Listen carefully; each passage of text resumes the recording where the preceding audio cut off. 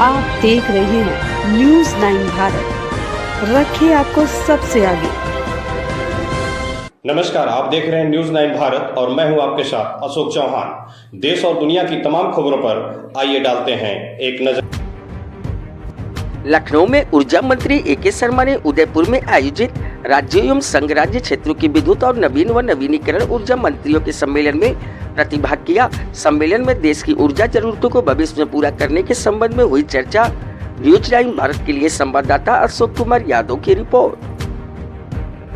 हमारा एक toll free number है, उसमें पहले 60 लाइनें होती थी, अब हमने 120 लाइनें पिछले 6 महीने में बढ़ा करके उसको कर दिया। हमने जब से मैं मंत्री बना हूँ 6 महीने से, तब से ये काम हमने किया है। उसी प्रकार संभव नाम का एक हमने ऑनलाइन पोर्टल शुरू किया है, जिसमें उपभोक्ता की किसी भी प्रकार की शिकायत हो, वो चाहे मुख्यमंत्री के कार्यालय में उन्होंने किया हो, चाहे प्रधानमंत्री के यहाँ किया हो, या हम लोगों को हमें बाई हैंड कई लोग दे जाते हैं, हमारे व्यक्तिगत मेल पे पोर्टल पे आती हैं शिकायतें, सोशल मीडिया के जरिए शिकायतें आती हैं, अन्य साधनों से जनप्रतिनिधियों के यहाँ से भी शिकायतें आती हैं।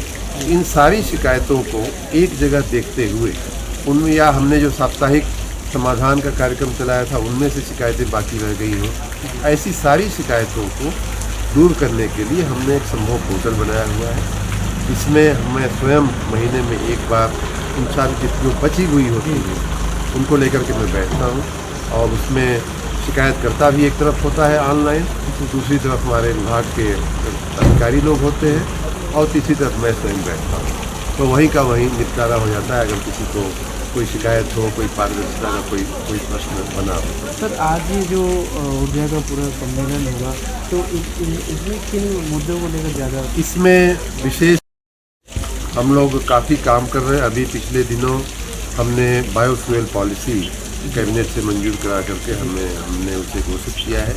आने वाले कुछ ही दिनों में हम नई सोलर पॉलिसी भी लेकर के आने वाले हैं।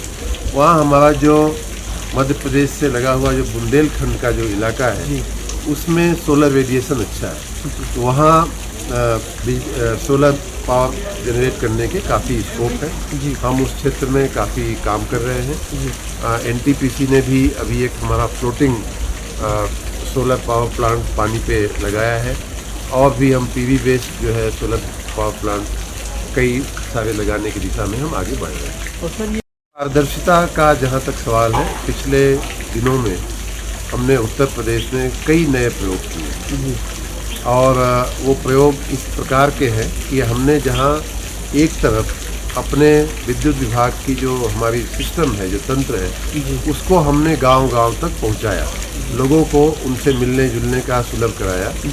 उपकेंद्र के स्तर पे हमने साप्ताहिक सुनवाई का कार्यक्रम रखवाया कि लोग आकर के अपनी शिकायतें कर सकें।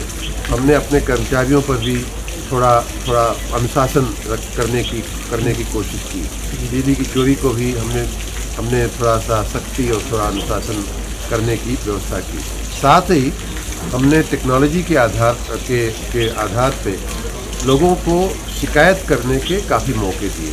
मतलब अपनी विद्युत से संबंधित कोई शिकायत हो तो वो शिकायत हमारी व्यवस्था में पहुँचे, इसके लिए हमने व्यवस्थाएं की हैं।